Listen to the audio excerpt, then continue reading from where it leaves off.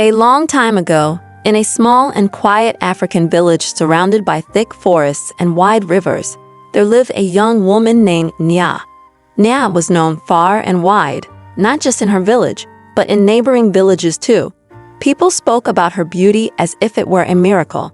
Her skin was smooth like polished ebony, her hair was long and thick like the flowing rivers, and her eyes sparkled like stars in the night sky. People admired her, and men dreamed of making her their wife. But Nya was not just beautiful. There was something about her that made people feel both drawn to her and afraid of her. No one could explain it, but everyone felt it. Even as a child, Nya had a certain air around her. Animals acted differently when she was near. Birds would perch close to her and sing. Dogs that were known to bark at strangers would sit quietly and watch her.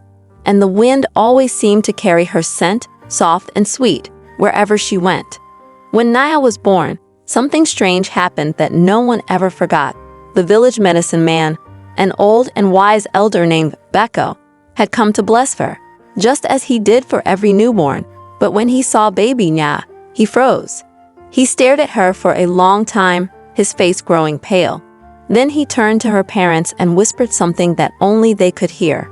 After that, he left their home quickly and didn't return. The villagers noticed and began to talk. "Why did Beko leave like that?" they whispered. "What did he see in the baby?" Nobody had answers.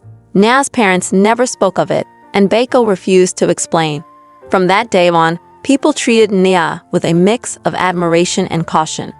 As Nya grew older, her beauty blossomed, but so did the strange things around her. The skies seemed to change with her emotions. If she was sad, dark clouds would gather, even on the sunniest days. If she was happy, the air felt lighter, and flowers seemed to bloom more brightly. People in the village began to wonder, was Nya blessed or was she cursed? Suitors came from all over, bringing gifts of gold, fine fabrics, and livestock, hoping to win Nya's heart. But no matter how kind or handsome they were, Nya always said no. She smiled politely but firmly told them, "I am not ready." Deep inside, Nya was afraid of love. She had seen what love had done to her mother. Her father had left them when Nya was just a baby, leaving her mother heartbroken and struggling to raise her alone. Nya did not want to go through the same pain. But one day, a young man named Adisa came to the village. Adisa was different from the others. He was not rich, and he did not bring fancy gifts. Instead, he brought stories. Adisa loved to tell stories, stories of distant lands, brave warriors, and magical creatures. His voice was warm, and his smile was kind. Nya found herself drawn to him. She laughed at his stories and felt safe in his presence. For the first time, she felt her heart open. Slowly, she began to trust him. Slowly, she began to fall in love. The village celebrated when Nya agreed to marry Adisa. The elders gave their blessings, and the people danced and sang under the moonlight. It was a night of joy and hope. But joy does not always last. On the night of their wedding, something strange happened. As the villagers danced, the moon turned blood red. The elders whispered among themselves. "This is not a good sign," they said. Nya and Adisa didn't notice. They were too happy, lost in each other's company. But that night, as they lay under the stars, something terrible happened. Nya felt a sudden, sharp pain in her stomach. It was so intense that she cried out. "Adisa!" she gasped, clutching her stomach. Adisa sat up, his face filled with worry. "What's wrong?" he asked, but Nya couldn't answer. The pain grew worse and worse, like fire spreading inside her body. Her vision blurred, and her breathing became shallow. Before she could say another word, everything went black. When Nya woke up the next morning, she was alone. Adisa was gone. She called his name, but there was no answer. She searched everywhere, in their home, by the river, and even in the forest where he liked to tell his stories. But there was no sign of him. It was as if he had disappeared into thin air. The villagers were shocked. Where could he have gone? They asked, but no one had an answer. Nya's heart broke. She didn't understand why Adisa would leave her on their wedding night. Weeks turned into months, and Nya's sadness grew heavier. But then something unexpected happened. She realized she was pregnant. When Nya told the villagers, they were stunned. "How can she be pregnant when Adissa is gone?" they whispered. Some thought it was a miracle. Others thought it was a curse. Nya didn't know what to think. All she knew was that this was no ordinary pregnancy. 9 months later, on a stormy night, Nya went into labor. The wind howled like a wild beast, and the rain poured down in heavy sheets. Thunder roared, and lightning lit up the sky, turning night into day. The village midwives came to help her, but as soon as they entered her hut, they froze in fear. There was something in the air, something dark and powerful.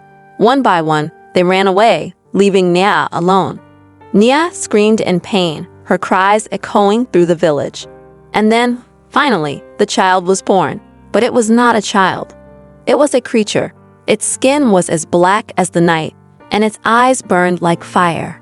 Its cries were not those of a newborn, but the roars of something ancient and terrifying.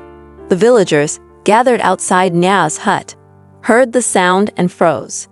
"She has given birth to a demon," they whispered. For days, Nya stayed inside her hut, cradling her child. Despite his monstrous appearance, she loved him. She named him Amadi, which means free man. She believed that no matter what he looked like, he deserved love. But the villagers were afraid. They demanded that Nya leave. "That child is dangerous," they shouted. "He will bring ruin to us all." Nya begged them to understand, but their fear was too strong. Just when it seemed like the villagers would drive her out, the old medicine man returned. The villagers gathered around him, desperate for answers. He called for a meeting in the village square, and everyone came, including Nya, who carried Amadi in her arms.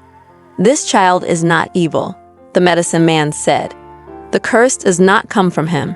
It comes from the past." The villagers were confused. "What do you mean?" they asked. The medicine man explained that many years ago, Nya's mother had made a deal with a dark spirit. She had prayed for a child, promising to give the spirit something in return. But when the time came, she refused to keep her promise. The spirit cursed her bloodline, the medicine man said. And now that curse lives in this child. The villagers were shocked. Some were angry, others were afraid. But Nya knew what she had to do.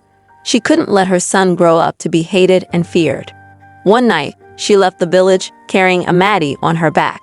She walked for days, through forests and across rivers, until she reached the spirit's dwelling, a dark cave hidden deep in the mountains. "Take me instead," Nya said, her voice steady. "Let my son go." The spirit appeared, its form shifting like smoke. It laughed, a cold, hollow sound. "You would sacrifice yourself for this child?" it asked. "Yes," Nya said without hesitation. The spirit agreed, but not without a warning. "Your sacrifice will not erase the curse," it said. "It will only delay it. One day, it will return." With that, the spirit took Nya, and she was never seen again. The villagers found Amadi near the edge of the forest, crying softly. Though they were still afraid, they took him in, remembering Nya's sacrifice. Amadi grew up strong and wise, but the villagers always kept their distance. He was a reminder of the curse, a curse that was only sleeping. And so, the story of Nya became a legend, passed down through generations. It was a tale of love, sacrifice, and the haunting power of broken promises. It was a story that the villagers would never forget. If you enjoyed this tale, don't forget to like this video, share your thoughts in the comments, and subscribe to Folktales of Africa for more captivating stories. What would you have done if you were in Nya's place? Let us know below. Thank you for watching, and see you in the next story.